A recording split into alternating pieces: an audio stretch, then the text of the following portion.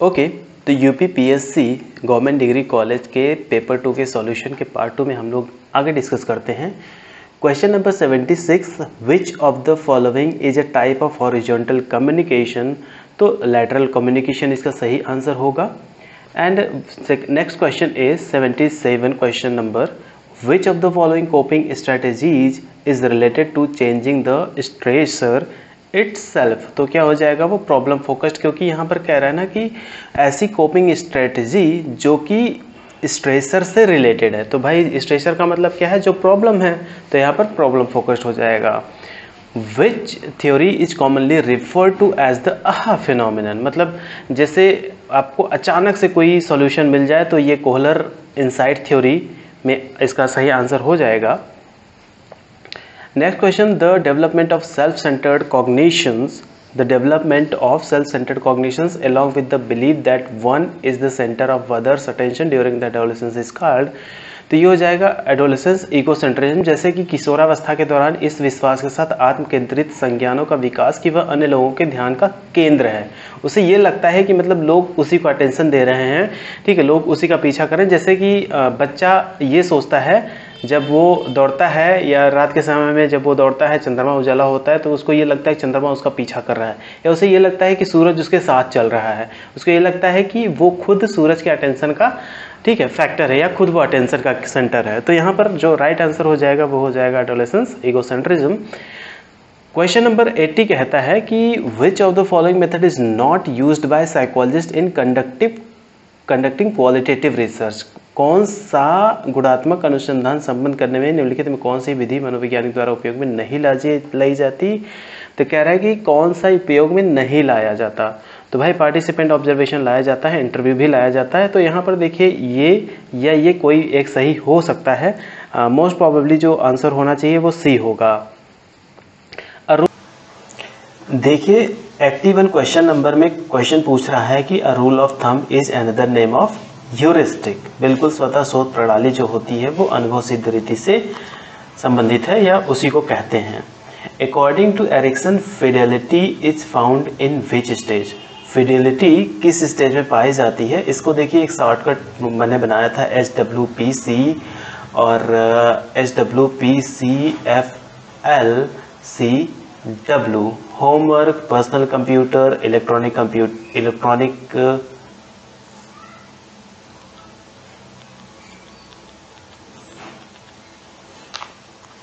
देखिए question number 81 कह रहा है कि a rule of thumb is another name of a heuristics. तो अनुभव सिद्ध रीति का दूसरा नाम होता है स्वतः शोध प्रणाली।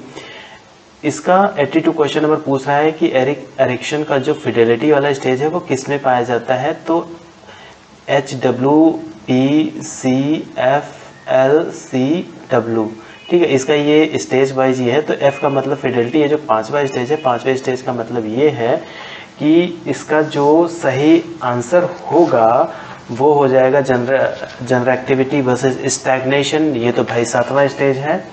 और आइडेंटिटी वर्सेस रोल कन्फ्यूजन, तो ये ऑप्शन नंबर बी यहाँ पर सही आंसर हो जाएगा कि पहचान बनाम पहचान भ्रांति की जो स्टेज होती है उसमें फिडेलिटी आती है। ग्रे पॉइंट क्या है, ग्रे पॉइंट का मतलब ये होता है कि ये हो जाएगा the organization informal communication network. मतलब जो इनफॉर्मल तरीके से कम्युनिकेशन किया जाता है उसको ग्रे पॉइंट बोला जाता है। विच क्यू इज बाइनोक्यूलर की डेप्थ क्यू। बाइनोक्यूलर की डेप्थ क्यू का मतलब ये हो जाएगा कन्वर्जेंस। कन्वर्जेंस क्या होता है, जैसे कि बाइनोक्यूलर का मतलब ये होता है जिसमें आपकी दोनों आंखों का यूज हो रहा हो। कन्वर्जेंस का मतलब ये होता है कि जैसे जब कोई चीज आपके आंखों के करीब आती है तो आपकी आंखें जो होती है वो अंदर की तरफ क्लोज होने लगती है, और जब कोई चीज दूर जाने लगती है तो आपकी आंखों की जो पुतलियां हैं वो बाहर की साइड या एक दूसरे से दूरी की तरफ जाने। तो यहाँ पर ये जो फिनोमेना होता है अंदर की तरफ मुड़ने वाली पुतलियों की, तो उसको कन्वर्जेंस बोला जाता है। आप कोई भी ऑब्जेक्ट अपने आंखों के पास लेकर आएंगे तो आप देखेंगे कि आंखें अंदर की तरफ क्लोज होने लगती हैं दोनों।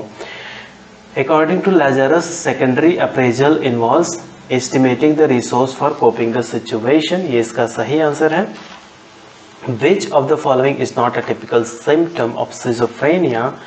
तो सिजोफ्रेनिया का टिपिकल सिम्टम कौन सा नहीं है, तो भाई इनअप्रोप्रिएट इमोशन सिजोफ्रेनिया का सिम्टम्स, टिपिकल सिम्टम नहीं है।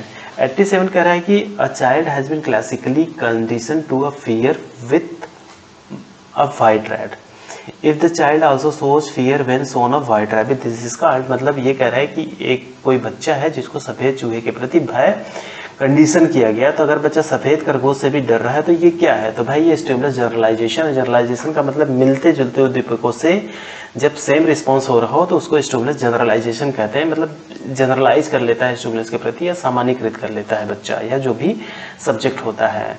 Directional hypothesis tested with one tailed test. Next question है आपका a change process based on the systematic collection and then selecting a change action based on the analysed data is known as, ये action research हो जाएगा। Question number 90 कह रहा है कि the influences of the surrounding environment on perception is called. यहाँ पर कह रहा है कि मतलब जो भी आपके आसपास, यहाँ पर नाम से ही समझ में आ रहा है कि जो आप जिस कंटेक्स्ट में रह रहे हैं, तो यहाँ पर कंटेक्स्ट इफेक्ट हो जाएगा। डिस्थाइमिक डिसऑर्डर आपका major depressive disorder.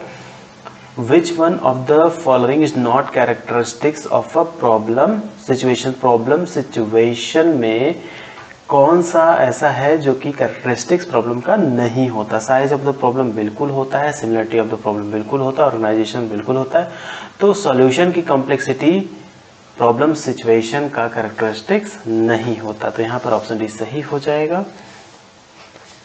Question number 93 in the same set of data analyse using both randomized group design and also repeated measure design. मतलब ये कह रहा है कि if the same set of data is analysed using both randomized group design also repeated measures design. ठीक है, randomise तरीके से और रिपीटेड तरीके से होगा तो फिर क्या होगा, error variance would be less in randomized group design, error variance would not be different in bot design, ये तो बिल्कुल भी सही नहीं है।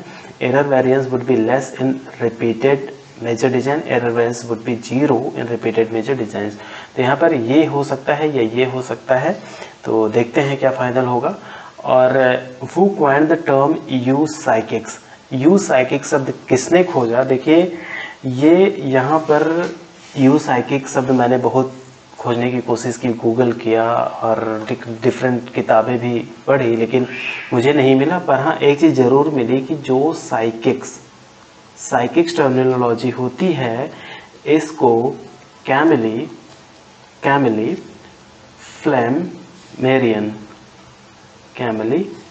फ्लेमेरियन ने दिया हुआ था। साइकिक टर्म को जो कॉइन किया था वो कैमिली फ्लेमेरियन ने दिया था।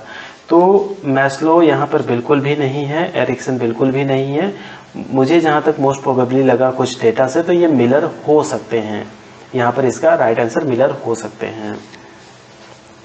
तो in a 3x4 contingency table using chi square test the degrees of freedom associated with the chi square will be, तो यहाँ पर हो जाएगा 3x4, तो यहाँ पर -1 तो हो जाएगा, ये राइट आंसर 6 हो जाएगा। Job satisfaction is extensively influenced by fair reward system. बिल्कुल कि न्यायपूर्ण पारितोषिक प्रणाली और सीनियरिटी द्वारा ये नौकरी में संतुष्टि व्यापक रूप से प्रभावित होती है। Which method is most popular in estimating internal consistency reliability. Internal consistency reliability के लिए मोस्ट पॉपुलर एस्टिमेटिंग मेथड क्या होता है, split half reliability method. Question number 98. In the following model of memory, memories are simultaneously created and stored across the mental network. Network की बात की जा रही है तो ये पैरेलल डिस्ट्रीब्यूशन प्रोसेसिंग में आ जाएगा। Which of the following not a characteristics of Hardy personality? कौन सा कैरेक्टरिस्टिक्स है जो कि हार्डी पर्सनैलिटी में नहीं आता। तो कमिटमेंट भाई प्रतिबद्धता होता है, अपने आप पे नियंत्रण भी होता है, चैलेंज भी होता है। तो क्या है ये कलसनेस यानी कि निष्ठुरता नहीं होता हार्डी पर्सनैलिटी। तो यहाँ पर राइट आंसर जो हो जाएगा वो हो जाएगा बी, निष्ठुरता।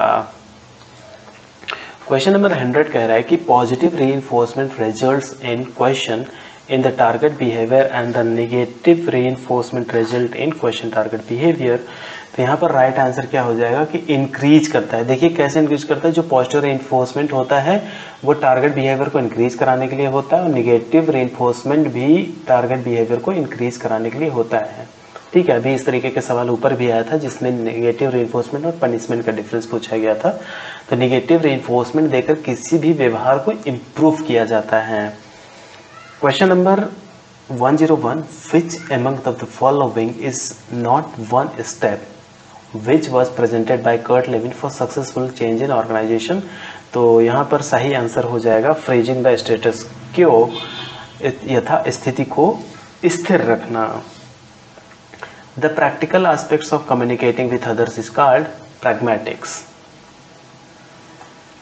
नेक्स्ट क्वेश्चन कह रहा है कि who among the following probably has the least ability to cope effectively with stress? यहाँ पर देखिए बहुत सिंपल सिचुएशन दी गई है कि रवि जो बहुत धार्मिक व्यक्ति है, बालकृष्ण जो समाज से आते हैं जहाँ परिवार को महत्व दिया जाता है, अनुष्का जिसके मित्र बहुत कम है और जिनका परिवार उनसे दूर रहता है, तो ज़्यादा चांस ये है कि इनमें को स्ट्रेस वाली सिचुएशन से कोप करने की क्षमता कम हो, वो सिचुएशनल भी हो सकती है। ठीक है, तो यहाँ पर राइट आंसर जो होना चाहिए वो सी होगा। क्वेश्चन नंबर 104 कह रहा है कि question are used to describe unstable disorder pattern. Unstable disorder pattern की बात करते हैं, ये एपिसोडिक होता है, मतलब समय समय पर आता है। That tend to come and go as with some mood and schizophrenic condition. तो यहाँ पर सही ऑप्शन हो जाएगा C, episodic and recurrent. Question number 105, which measure indicate whether or not a test, question number 105 पर सॉल्व करना है पहले। The goal in a successful experiment is to relate changes in the dependent variable is to changes in the independent variable. Exactly. आगे कह रहा है कि which measures indicate whether or not a test can estimate an individual's performance or future task। तो भाई predictive validity वो find करना चाहता है, तो ऑप्शन नंबर बी यहाँ पर सही होगा। नेक्स्ट क्वेश्चन कर रहा है कि in Schachter and Singer's classical study participants who were exposed to angry man interpreted their physiological arousal as angry, whereas who were exposed to happy man interpreted their physiological arousal as happy. Exactly, so right option is B. The view that people have free will and strive for self-actualization is related to which following approach? तो यहाँ पर हो जाएगा humanistic approach, मतलब मानव में मुक्त इच्छा व आत्म सिद्धि हेतु प्रयास निम्न उपागम से संबंधित है। भाई ये मानवतावादी से संबंधित है। क्वेश्चन नंबर 109 क्या है? According to Kohlberg most adolescents are at the conventional level. भाई कन्वेंशनल लेवल पे ज़्यादातर बच्चे होते हैं कि मतलब जैसे कि बच्चे लॉ और ऑर्डर को ज़्यादा फॉलो करने वाले होते हैं, मतलब उनको लगता है कि मतलब लॉ और ऑर्डर जो लॉ है भाई वो लॉ है, उससे इतर भीतर कुछ भी नहीं।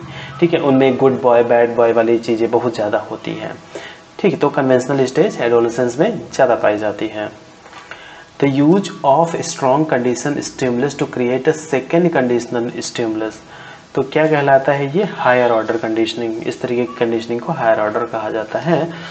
Question number 111, in the question theory of emotion the most important aspect of an emotion experience is the interpretation of appraisal of the stimulus. तो हो जाएगा कॉग्निटिव मेडिएशनल, संज्ञानात्मक मध्यस्थता।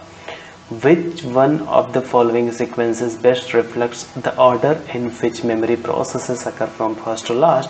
तो भाई सबसे पहला स्टेज होता है कि जो भी इंफॉर्मेशन आएगा तो हम उसको इनकोड करेंगे, फिर हम उसको स्टोर करेंगे, फिर हम उसको जरूरत पड़ने पर रिट्राइव करेंगे। तो राइट आंसर हो जाएगा सी। आगे क्वेश्चन कह रहा है कि according to Beck the reasons for cognitive errors in depressed patients. मतलब कॉग्निटिव एरर्स क्या होते हैं डिप्रेसिव के पेशेंट्स में, जो भी अवसाद ग्रसित रोगी होते हैं उनमें कौन सी कॉग्निटिव एरर्स होते हैं या क्या कारण होता है? तो भाई उनका जो डिसफंक्शनल बिलीफ होता है इसकी वजह से उनमें डिप्रेशन होता है, ये बेक का कहना है। The behavioural component of prejudice is holding a negative attitude toward a person. तो यही होता है आपका प्रेजुडिस। नेक्स्ट क्वेश्चन पूछ रहा है कि filter theory of attentional selectivity was proposed by the following. बिल्कुल ब्रॉडबैंड ने दिया था ये, और यहाँ पर देखिए कुछ match list 1 list 2 and select the correct answer using the codes below. मतलब यहाँ पर ये कुछ किताबों के नाम दिए गए हुए हैं, ये राइटर्स के नाम दिए गए हुए हैं, तो किताबों के नाम से आपको मैच कराना होता है। तो जो यहाँ पर राइट आंसर होगा वो होगा सी। मैं बता रहा हूँ कैसे, कि जो आल्पर्ट ने बुक लिखा है वो pattern and growth in personality होगा, और जो आइजेंग ने लिखा है वो डायमेंशंस ऑफ पर्सनालिटी होगा। इसी तरीके से जो सी का होगा, सी का मतलब काउंसलिंग एंड साइकोथेरेपी, ये रॉजर्स ने लिखा, और बंडूरा ने लिखा एडोलेसेंस एग्रेशन पर किताब। When a problem is seen as having only one answer with all lines of thinking leading to the answer, this is known as divergent thinking। मतलब जब लगता है कि समस्या का एक ही उत्तर है और चिंतन की सारी धाराएं, ठीक है, आप जितने भी कंक्लूजन्स लगा रहे हैं सब एक ही डायरेक्शन में जा रहा है, तो आप क्या कर रहे हैं, आप स्पेसिफिक से जनरल की तरफ जा रहे हैं। ठीक है, तो आप क्या कर रहे हैं, डाइवर्जेंट थिंकिंग यूज कर रहे हैं। The process of adding new material or information to the existing schema is known as accommodation. The main technical function of research design is बिल्कुल to control variance. Last option C is correct. और अगला पूछ रहा है कि इसमें से कौन सी थ्योरी ऐसी है जो कि जस्ट राइट थ्योरीज के नाम से जानी जाती है, तो वो आंसर हो जाएगा ऑप्टिमल लेवल। तो ये था पूरा का पूरा सॉल्यूशन जिसको मैंने आप लोग को प्रोवाइड कराने की कोशिश की है। फिर भी अगर आपको लगता है कि किसी क्वेश्चन में कोई करेक्शन की ज़रूरत है तो आप कमेंट बॉक्स में ज़रूर बताइएगा, और कोशिश करिएगा रिसोर्सेज भी बताने का, जिससे कि बाकी जो स्टूडेंट्स हैं उनको हेल्प मिल सके। तो चैनल से जुड़े रहने के लिए थैंक यू सो मच। और हाँ, अगर आप साइकोलॉजी के एस्पिरेंट हैं, किसी भी तरीके से साइकोलॉजी की प्रिपरेशन कर रहे हैं, चाहे वो सीडीपी हो, CDP in the sense TET में एग्जाम के क्वेश्चन में जो आते हैं जैसे कि UP TET, C TET, super TET, ठीक है, या अगर आप नेट साइकोलॉजी 2022 की प्रिपरेशन कर रहे हैं तो आप चैनल को ज़रूर सब्सक्राइब कीजिए। और इस चैनल पर आपको समय समय पर कैरियर गाइडेंस से रिलेटेड भी वीडियोज़ मिलते रहते हैं। तो इफ़ इन केस अगर आपको लगता है किसी को कैरियर गाइडेंस की ज़रूरत है, किसी भी स्ट्रीम में कैरियर गाइडेंस की ज़रूरत है, तो कमेंट बॉक्स में बताइए, मैं रिसर्च करके आपको पूरी इन्फॉर्मेशन प्रोवाइड कराने की कोशिश करूँगा। Thank you so much. Ring button जरूर प्रेस कीजिए जिससे कि चैनल पर आपको अपडेट टाइम से मिल सके। Thank you so much again.